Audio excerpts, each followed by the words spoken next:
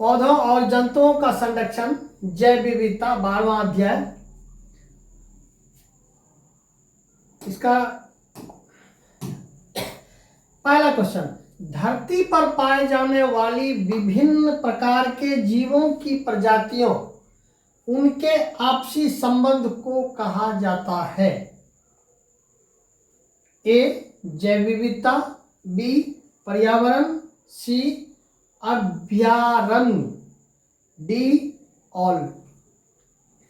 यानी धरती पर पाए जाने वाले जो विभिन्न प्रकार के प्रजाति हैं, उनके आपसी संबंध को हम लोग जो कहते हैं वो आंसर हो जाएगा ए जैव विविधता। हाय एवरीबॉडी, आज फिर से एक नए वीडियो के साथ सक्षमता परीक्षा 2, सक्षमता परीक्षा 1 हो चुका है, रिजल्ट आ चुका है, सबों को जिला अलॉट हो चुका है और इंतजार है विद्यालय जाने का। इसी बीच सक्षमता 2 और ये बेहद तेजी से आ गया है। फिर भी सक्षमता परीक्षा 2 रिवीजन क्लास कक्षा 1 से 8 तक, वीडियो संख्या ये 26 है। कक्षा 8 का विज्ञान ये 12वां अध्याय हम लेके आए हुए हैं। इससे पहले वीडियो कई बना हुआ है। सक्षमता परीक्षा 1 में और 2 में कोई अंतर नहीं। प्रश्न कैसा रहेगा, क्या रहेगा, इस पर हम चर्चा कर लेंगे। और हाँ, इतने दिन कहाँ थे ये भी चर्चा करेंगे, लेकिन तेजी से अब प्रश्नों को ले लेते हैं। आज छोटा संक्षिप्त लेंगे और अगले वीडियो में हम क्रमवार पुनः आएंगे। तो ये जो है सक्षमता परीक्षा 2 रिवीजन क्लास कक्षा 1 से 8 तक करा रहे हैं। वीडियो संख्या ये 26 है। कक्षा 8 से विज्ञान का ये 12वां अध्याय है। और चूंकि ये अगर 26वां वीडियो है तो 1 से लेके 25 तक आप वीडियो लिंक में देख लेंगे। और सभी वीडियो को प्राप्त करने के लिए आप सब्सक्राइब कर लेंगे। अगर अच्छा लगे तो निश्चित रूप से सब्सक्राइब कर लेंगे। और ये रिवीजन क्लास है, प्रश्नों का क्या प्रारूप है उस पर हम चर्चा करेंगे। तेजी से पहले प्रश्न ले लें संक्षिप्त रूप से।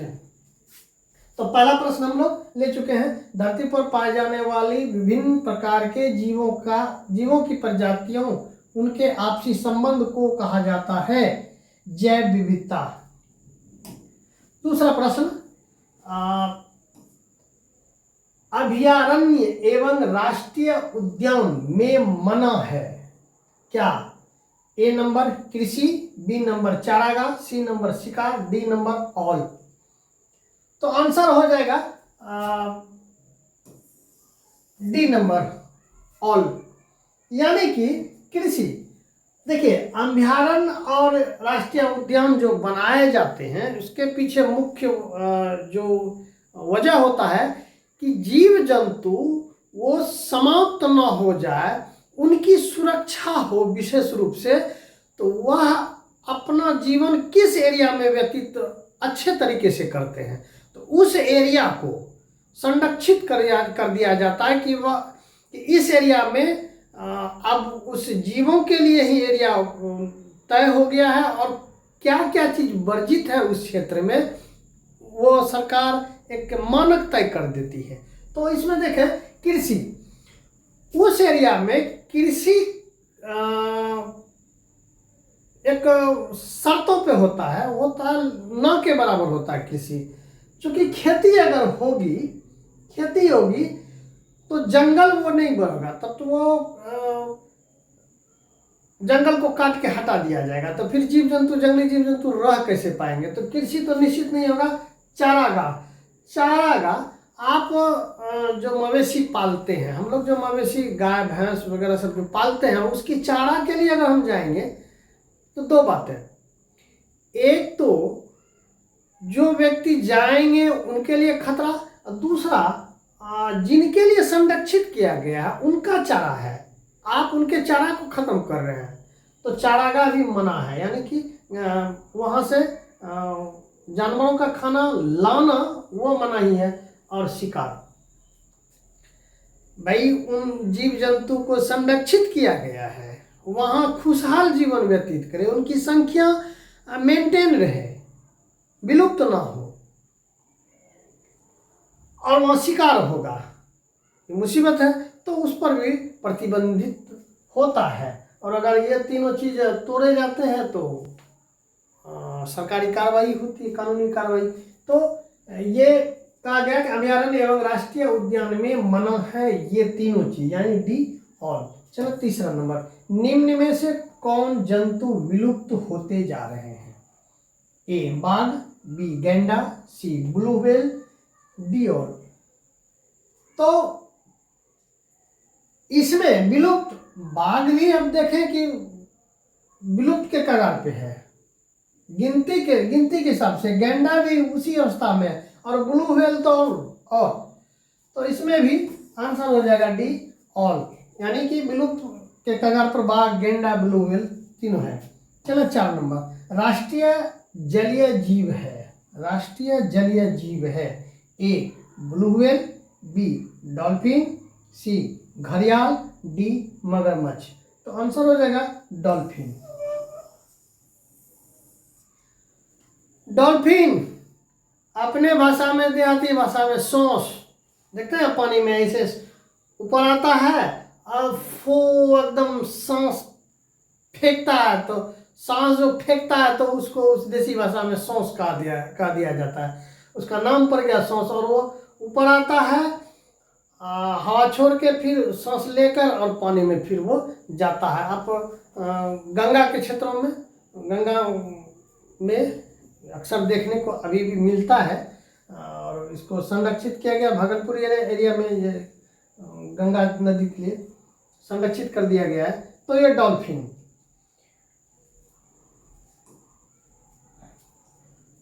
पांचवा, कांवर पक्षी बिहार में स्थित है। ये तो आ गया होगा सर दिमाग में कि ये क्या है। मुंगेर नहीं, गया नहीं, पटना नहीं, बेगूसराय में है कांवर झील। बेगूसराय पक्षियों के लिए संरक्षित है, जाइएगा ना वहाँ तो घूमने का बड़ा अच्छा मौका मिलता है। हम नहीं जा पाए लेकिन वीडियो में दिखता है, बहुत अच्छा है, जगह भी बहुत अच्छा है। बेगूसराय जगह भी बहुत अच्छा है। 6 डॉट डॉट डॉट को विश्व जैव विविधता दिवस मनाया जाता है, किस तारीख को? डॉट डॉट डॉट को विश्व जैव विविधता दिवस मनाया जाता है, तो 22 मई। ये 22 मई को विश्व जैव विविधता दिवस मनाया जाता है। एक बात याद रखेंगे, वर्ग 7 में भी पहला चैप्टर में जल और जंगल है, वहां पे भी 22 लिखा हुआ है जो दिवस है, और वो कंफ्यूजन हो जाएगा वहां और यहाँ। एक चीज है, वहां यहाँ पे 22 मई है, 22 मई को विश्व जैव विविधता दिवस, और दूसरा वहां पे है 22 मार्च। ये 22 मार्च को जल दिवस,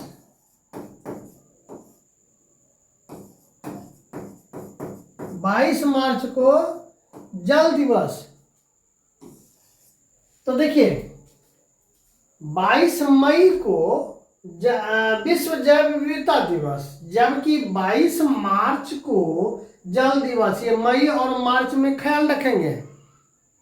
22 मार्च को विश्व जल दिवस, 22 मार्च को विश्व जल दिवस।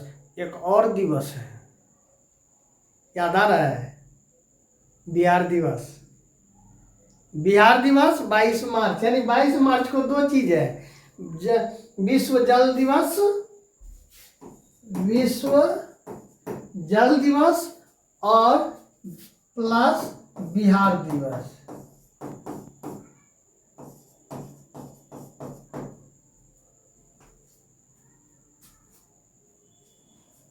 ये 6 नंबर।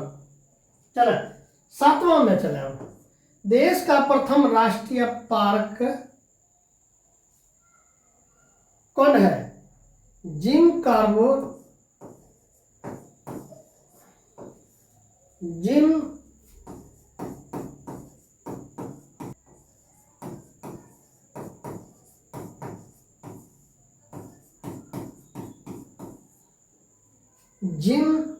कॉर्बेट नेशनल पार्क, ये उत्तराखंड में है।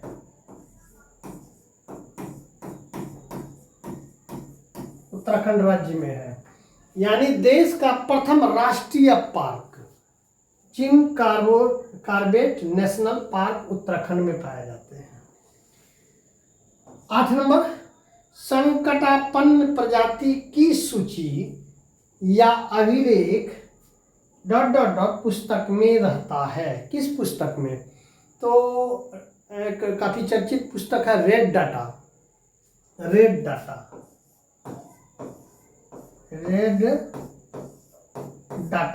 संकट उत्पन्न प्रजातियों की सूची या अभिलेख रेड डाटा पुस्तक में रहता है। यानी जो प्रजाति विलुप्त हो रहा है, हो चुका है, संकट में है, विलुप्त होने के कगार पे है, उनकी सूची बनाई ली जाती है, उस रेड डाटा में दर्ज कर दी जाती है। तो रेड डाटा याद रखेंगे। चलो अगला 9th में क्वेश्चन नंबर 9, प्रवासी पक्षी सुदूर क्षेत्रों से ... परिवर्तन के कारण पलायन करते हैं। तो जलवायु परिवर्तन के कारण से। देखिए जलवायु परिवर्तन होता है तब देखेंगे प्रवासी पक्षी साइबेरियन पक्षी सब आप देखते हैं कि 3000-4000 किलोमीटर दूर वहाँ से उड़ के आपको इधर कई पार्क हैं बेगूसराय में है, और भी अलग अलग पक्षी जो पार्क है वहाँ पे वो आते हैं। मौसम परिवर्तन, टेम्परेचर का अंतर जब आते हैं तो वो आते हैं और यहाँ प्रजनन करके कुछ माह तक रह के बच्चे पुनः जब उड़ने लायक हो जाते हैं तो फिर जाते हैं और हजारों किलोमीटर, 2 से 3 हजार किलोमीटर दूर, इतना दूर पुनः वापस घर को जाते हैं। यहाँ कुछ समय के लिए आते हैं, प्रजनन करते हैं और जलवायु परिवर्तन के कारण से और पुनः अपने में चले जाते हैं अपने क्षेत्र में। तो साइबेरिया सबसे आते हैं। प्रवासी पक्षी सुदूर क्षेत्रों से जलवायु परिवर्तन के कारण पलायन करते हैं। पलायन मतलब कि वहां से कुछ समय के लिए चले जाना फिर आ जाना। 10 नंबर, फर्न, शैवाल, जिंको, साइकेड आदि ... पौधे हैं। तो ये जंगली पौधे हैं, जंगली पौधे हैं ये सभी। हाँ, ये 10 क्वेश्चन। अब कुछ बातें,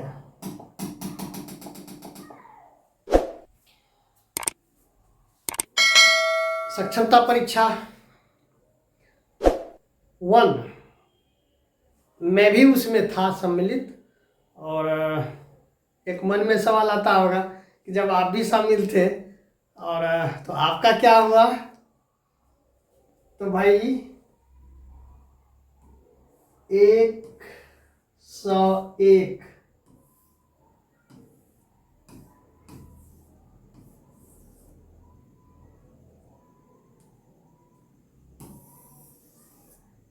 यानी 150 में 101 नंबर हमें प्राप्त हुआ। यानी कि शतक लगी। थोड़ा हमें लग रहा है कि हम जो अध्ययन किए वो PDF आ जाता है परीक्षा समाप्ति के बाद, कुछ दिन के बाद आपको कितना आप सही किए हैं आपका वो PDF देखने को मिल जाएगा। प्रश्न कितने सही किए हैं, कितने गलत हुआ, कौन कौन क्वेश्चन है वो देखने को मिलेगा, हम दिखाएंगे भी। तो इसमें हमसे भी जो प्रश्न हम जान रहे थे वो या तो कहें समय के कारण से, या कहें कि परीक्षा इसीलिए कहा जाता है कम समय के कारण से, या थोड़ा मानसिक रूप से इधर उधर अगर हुए कहीं तो गलतियां, तो ये गलतियां लगभग हमें लगता है कि 9 से 10 प्रश्न हमें जान के हमसे गलतियां हो गई, गलतियां हुई है। जो गलतियां तो स्वीकार करने में कोई गुरेज नहीं। 10 प्रश्न और अगर थोड़ा सा ये होता तो 125 के आसपास जा सकते थे हम, लेकिन चूंकि 101, 10 और 10 प्रश्न अटैक हम कर सकते थे जब बाद में देखें। हाँ, कुछ प्रश्न ऐसे थे कि वक्त चाहिए था, अटेम्प्ट टोटल किए थे, निगेटिव मार्क्स नहीं था इसलिए अटेम्प्ट टोटल हुआ, 1 मिनट शेष भी रह गया, टोटल हम बना चुके थे। तो इसमें एक चीज ख्याल रखिएगा, ये तो हम हालांकि बताना नहीं चाह रहे थे लेकिन ये है। दूसरा सवाल ये है कि पहला सवाल ये होगा कि मेरा क्या स्थिति है, तो 101 नंबर 150 में। दूसरा सवाल कि हम इतना दिन से गुम कहाँ हो गए। तो भाई एक चीज़ है कि हर क्षेत्र में आपका कंपटीटर होता है। हम तो न्यू थे इस क्षेत्र में, वीडियो बनाना, ये बोर्ड लाए, एक प्लेटफॉर्म जो बनाए थे बहुत दिनों से, ये यूट्यूब चैनल, इस पर कुछ एरर आ गया। एरर आपके नहीं कहते हैं कि जब एक ही व्यवसाय में कई होते हैं तो एक दूसरे का टांग खींचने में रहते हैं, तो उसी टाइप का हो गया था। इस पर ज़्यादा नहीं जाएंगे।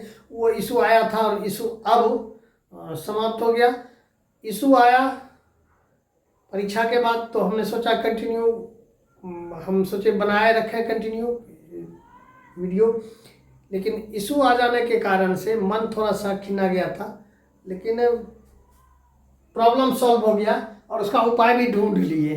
कहते हैं ना कि जब समस्या आती है तो उसका निदान होता है, तो पुनः इस पे आ गए। अब ये मेरा कंटिन्यू रहेगा। अब जरा प्रश्नों को समझ लें मोटे तौर पे। अब ये रिवीजन क्लास जो हम करा रहे हैं, इसके फायदे, नुकसान नहीं है, फायदे। वर्ग 1 से लेके 5 तक में प्रश्न टच नहीं किया गया। देखिए टच तो होता है घुमा के, बेसिक आपका है तो है, लेकिन 1 से 5 तक, कक्षा 1 से 5 तक प्रश्न को नहीं के बराबर अब ये कह नहीं सकते, इसलिए कि गणित में ऐसा क्वेश्चन है कि यूट्यूब पर बोलना अच्छा नहीं लगता है, इतना लो था। तो 1 से 5 के ही रेंज में था, लेकिन जनरली तौर पे वो जो जिस रेंज का था वो आपको पढ़ने की जरूरत नहीं है, वो जानकारी है, सबों को जानकारी है। तो वर्ग 5 से लेकर 10 तक हम 150 क्वेश्चन को 3 कैटेगरी में हम बांटे हैं। पहला कैटेगरी जो है, पहला कैटेगरी वो वर्ग 5 से लेकर वर्ग 10वीं तक का। हम तो रिवीजन 8 तक करा रहे हैं, लेकिन 10वीं तक तो 8 का कंप्लीट करके हम 9, 10 का भी हम रिवीजन करा लेंगे। तो वहां पे यह मान के चलिए कि 60 प्रश्न, ये 60 प्रश्न, इसको हम ऐसे लें, यहां पे कर लें कि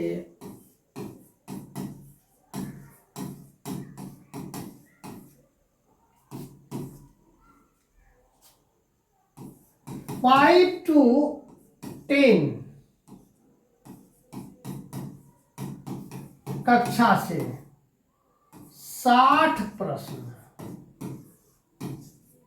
इसी के आसपास। अगर आप पूरी तरह से सक्रिय हैं कक्षा में, बच्चों के साथ समय बिताते हैं विद्यालय में, बच्चों और किताबों के साथ, तो ये 60 प्रश्न आपके जेब में, कोई इफर्ट नहीं। जो सक्षमता 1 की बात हम कर रहे हैं वही 2 कमोवेश रहेगा। तो 60 प्रश्न, और इस 60 प्रश्न में जितने भी कैटेगरी हैं, जेंट्स, लेडीज या SC ST OBC EBC general, सभी कैटेगरी में 60 प्रश्न हो गया तो फतह परीक्षा पास। तो निश्चित रूप में अगर 5 से 10 तक का आप रिवीजन कर लेते हैं तो 60 प्रश्न तय हो गया। 40 प्रश्न जो है ये दूसरे कैटेगरी में नरम और गरम। ये नरम और गरम क्या हो गया? हाँ, 60 प्रश्न आपको दिखा, 60 प्रश्न ऐसा था कि आपको दिखा और टिक मारे, ये समय बचाता था। कुल 150 में 60 प्रश्न में आपको दिखा कि एक नजर में लगा कि ये आंसर ये, उसमें कोई इफ बट नहीं होने वाला है, आप निश्चित वो पार करेंगे और एक झटके में। और एक झटके में जिसको आप खत्म कर लेंगे, पढ़ने में 10 सेकेंड 15 सेकेंड और प्रश्नों को चयन करने में, आंसर चयन करने में 5 सेकेंड हो गया। ये 20 से 25 सेकेंड तक में खत्म, तो समय बचा। ये 40 प्रश्न जो है, ये 40 प्रश्न थोड़ा नरम है, थोड़ा गर्म है। मतलब एक बार पढ़े फिर लग रहा है कि उसका आंसर ये तो होगा, लेकिन शायद ये भी हो सकता है। इसके लिए थोड़ा सा मनन करना होगा। तो यहाँ पे थोड़ा सा पढ़ने की जरूरत है। बुक वही है, आप 10th तक गाइड आप पलट लें, नोट्स बुक जिसे कहते हैं उसी को पलट लें तेजी से, तो नरम और गर्म इस पे आप विजय पा सकते हैं। तो अगर मान लीजिए 60 में से 50 और 40 में से 20 पर फतह कर लिए तो 70 नंबर आपका क्लियर हो गया। लेकिन अगर जोरदार ढंग से करेंगे तो मेरे ख्याल से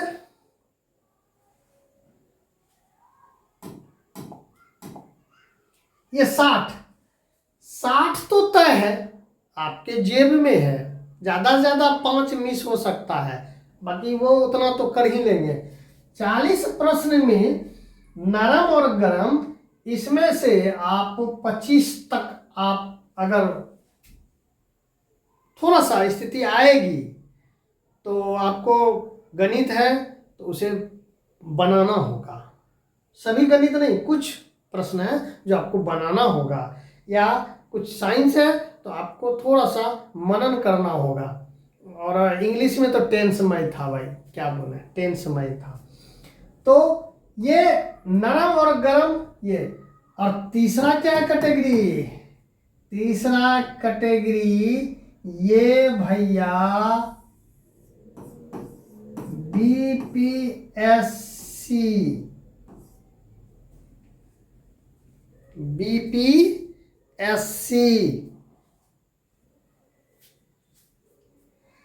इस कैटेगरी का 50 प्रश्न,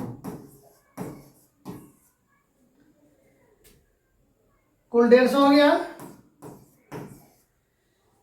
60 आपके रेंज में, 40 प्रश्न आपका थोड़ा नरम गरम, लेकिन 50 प्रश्न भाई BPSC स्तर का था। अब कोई किसी दिन किसी पाली में ये 50-60 भी हो जा रहा था तो टफ क्वेश्चन कहा जाता था, भाई बहुत टफ है। ये 50-40 हो जा रहा था तो भाई थोड़ा आसान है। अब कहिए हम कहाँ पढ़ा रहे हैं रिवीजन के लिए? हम यहाँ अटैक करें, ये रिवीजन करा रहे हैं। हम इस 60 पर हैं और 40 के साथ को लेकर हैं। हाँ, इस स्तर के लिए, 50 स्तर के लिए निश्चित रूप में आपको बहुत मनन करना होगा। बहुत ज़्यादा नहीं, बुक है और भी चीज़ें हैं। और देखिए, कोई यूट्यूबर जो वीडियो बनाते हैं एक दूसरे का सपोर्ट नहीं करते हैं, लेकिन हम कहते हैं कि कई ऐसे YouTube क्लास चल रहे हैं जिनमें वो स्तर का बताया जाता, हाई लेवल का, बीपीएससी स्तर का, वो यहाँ अटेम्प्ट कर रहे हैं। जो वीडियो आता आप देखें, लेकिन मेरा टारगेट है उन शिक्षकों के लिए जिनको कि उन्हें पता है कि 60 प्रश्न जो है और ये 40, इस 60-40 में उनको जानकारी है और हम क्विक रिवीजन कराना चाह रहे हैं, त्वरित रूप से उनके दिमाग में ये संरक्षित हो जाए। और पासिंग तो 60 तक में सभी कैटेगरी आ जाते हैं। महिलाएं 38 नंबर ले आए, ईबीसी वहाँ से थोड़ा सा आगे, एससी एसटी कैटेगरी ईबीसी, और 60 तक में, 48 से लेकर 60 तक में सभी कैटेगरी क्लियर हो गए। तो और अगले वीडियो में इसमें पार्ट 12 हम 12 कर लिए, अगला है 13, 14, 18 तक जाएंगे। 2 वीडियो तक में उसको समाप्त करके पुनः हम एसएसटी में वर्ग 5 से स्टार्ट करेंगे और 8 तक आएंगे। और सक्षमता परीक्षा 2, सक्षमता परीक्षा 3 अब चलता रहेगा। तो गुम होने का कारण हम बताएं कि यूट्यूबर का ही था। इसको हम ज़्यादा सीरियस लिए नहीं, चूँकि हम खुद परीक्षा में थे, तो हम ज़्यादा मानसिक तनाव नहीं लेना चाह रहे थे कि उस उलझन में न जाएंगे। तो 3 माह में स्वतः सॉर्ट आउट हो गया। और परीक्षा सबों की स्वेच्छा है, जो देना चाह रहे हैं उनके लिए ये वीडियो है, जो नहीं देना चाह रहे हैं वह भी अच्छे हैं, उनका भी अपना फैसला स्वविवेक से है और अच्छा फैसला है। जो दे रहे हैं उनका भी फैसला स्वविवेक से बहुत अच्छा है। तो मिलते हैं अगले वीडियो संख्या 27 में। तब तक के लिए बाय, थैंक यू।